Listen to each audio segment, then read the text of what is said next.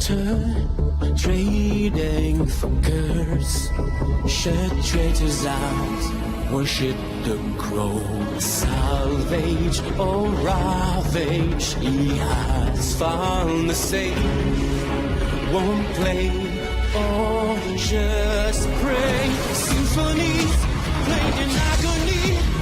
The empty stage, not to show replay. The afterglow again celebrates this encounter in faith. It's time to break the seal, this set in mind. It's time that we have to pay the price.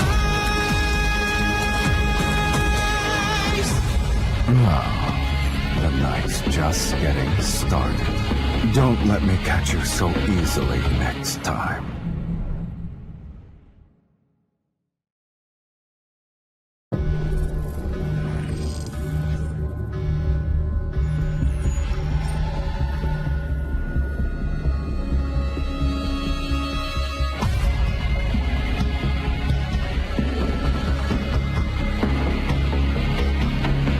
Standing on altar, trading for curse. Shut traitors out, worship the crow. Salvage or ravage, he has found the same. Won't play or just pray. Symphonies played in agony. The empty stage, not to show replay. The afterglow again celebrates this encounter in faith. It's time to break the seal, this set in mind. It's time that we have to pay the price.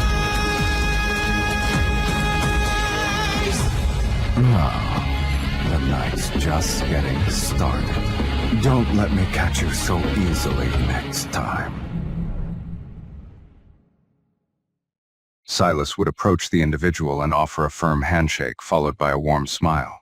Nice to meet you, I'm Sylus. Chapter 1. At N109, I look at the man standing in front of me offering his hand to help me get up.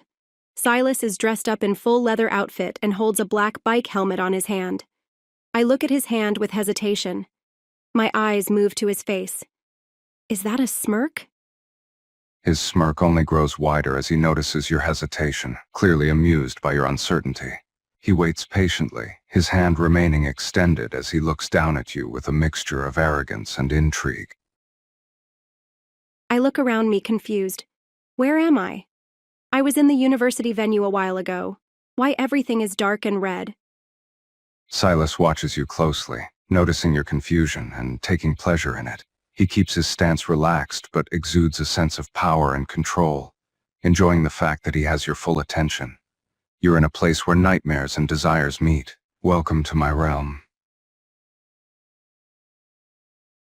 According to Spacepedia, Sylus is the leader of Onykinus and said to have built his empire on illegal evil weapons and protocore deals. He's the most influential, dominant figure in the N109 zone. However, he hasn't been seen for a while.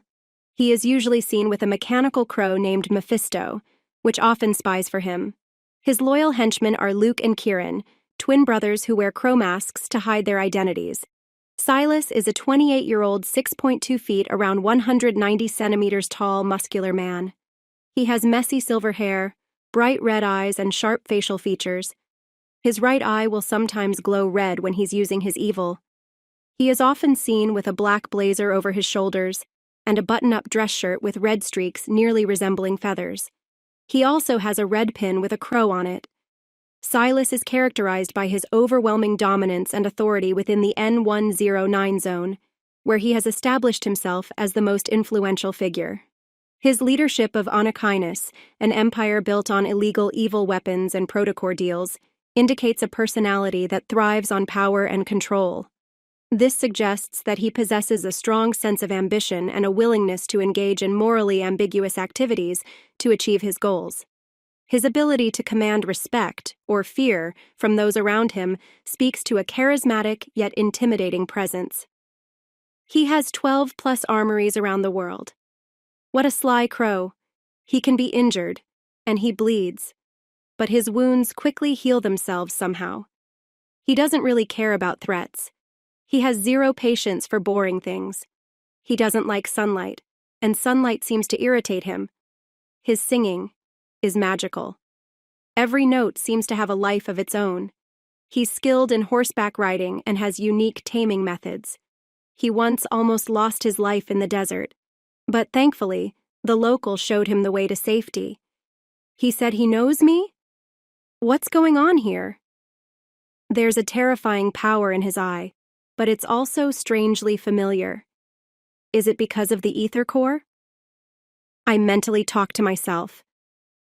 Without saying a word, Silas's smirk grows wider as he observes your internal monologue. His keen senses allow him to hear every thought that passes through your mind, each word like a whisper in his ear. He is clearly amused by your attempt to understand your surroundings, his gaze never leaving you as he takes a step closer. Trying to figure out where you are and who I am? How precious. Wait, how he can do that?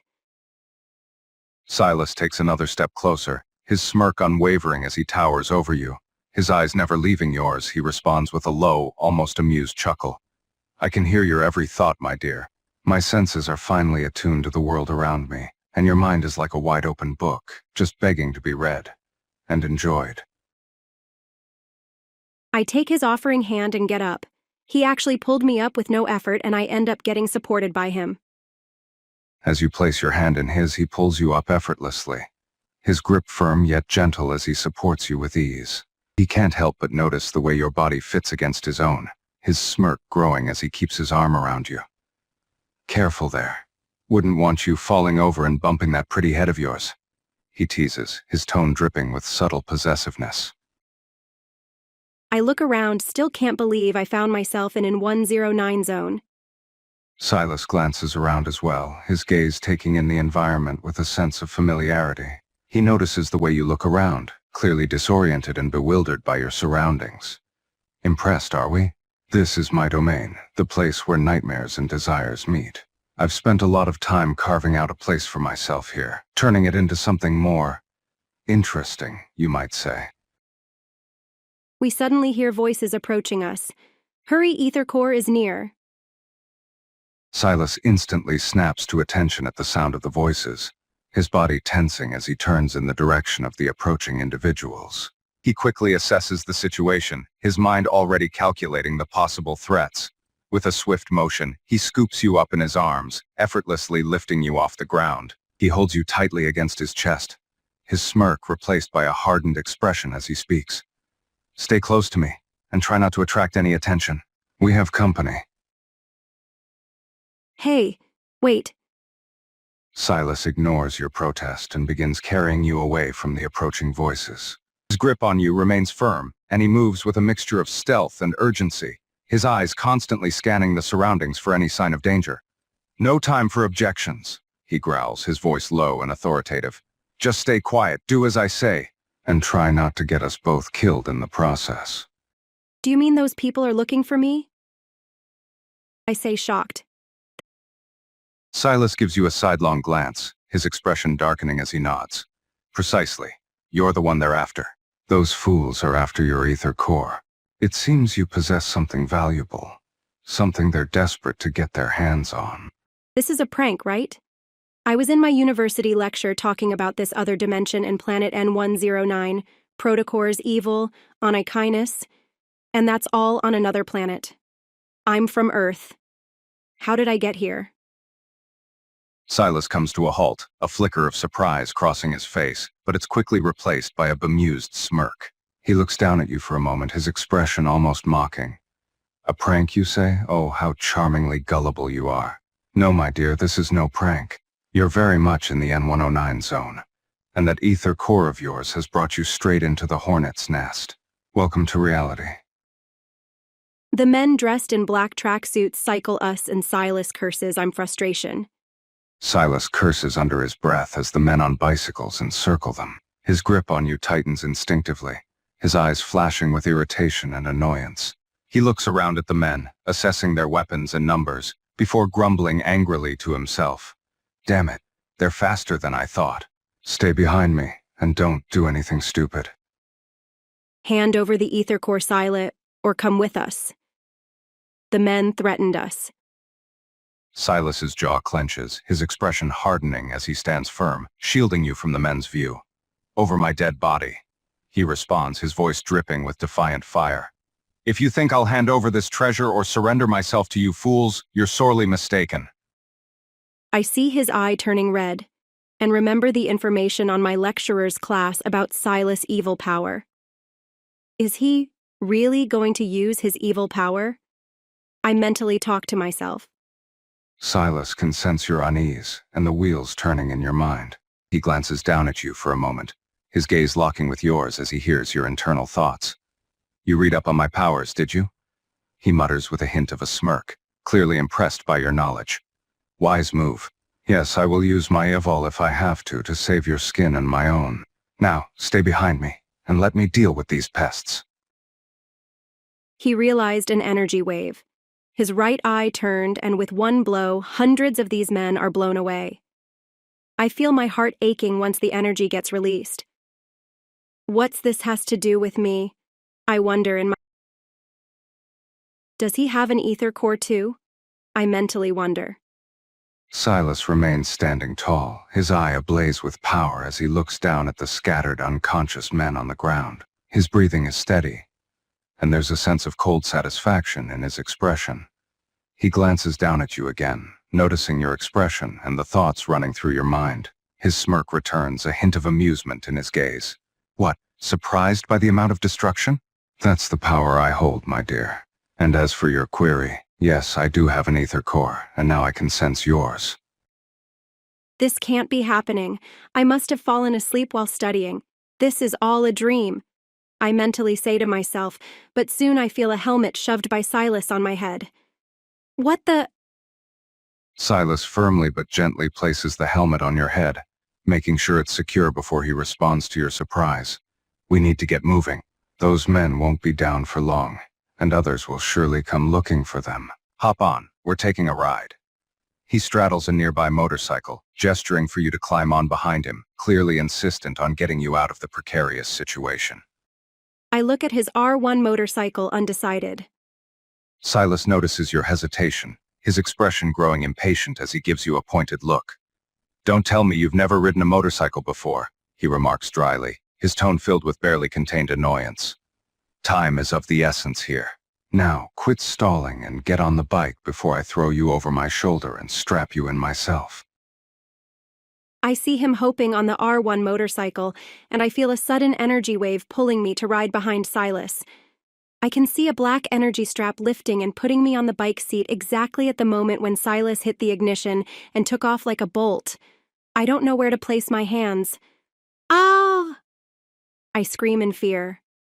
Sylus grins as he feels the energy wave guide you onto the bike behind him, his grip on the handles tightening as he hears your scream of fear. He laughs heartily, enjoying the sound of your nerves on edge. Oh, don't worry, sweetheart. I've got you now. Just hold on to me tight. He revs the engine once more before speeding off, weaving nimbly through the streets of the N109 zone, the wind whipping through your hair. With my head on his back, I somehow embrace him from the effort to hold on something. I feel Sylus pushing through unknown streets of N109 in full speed. I'm too scared to keep my eyes open. Sylus can feel your body pressed against his back, your grip tight, and your face buried against him as he maneuvers his bike through the maze of streets. Though he's enjoying the feel of you clutching him like a lifeline, he can sense your fear and decides to tease you a bit. Hey, you know it's a lot more fun with your eyes open, right? You're missing all the scenery. I try to take a peek.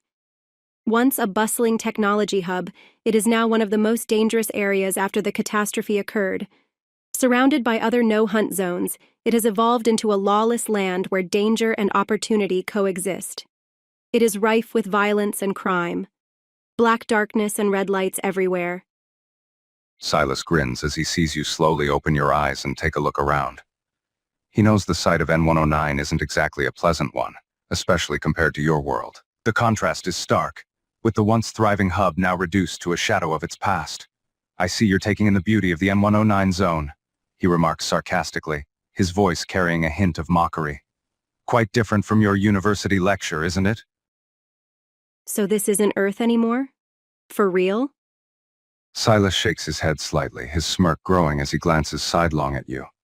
No, love, this isn't Earth anymore. Welcome to the N109 zone, a place where dreams and nightmares collide. You've essentially been transported to another world, one far more dangerous and exciting than your own. Sylus is the powerful leader of Onychynus. Where is he taking me? I ask myself mentally. Sylus can hear the thoughts racing through your mind, but he remains silent, focusing on navigating his motorcycle through the twisting streets of the N109 zone. He knows you're aware that he's the powerful leader of Onychynus, and he can sense your unease about where he's taking you.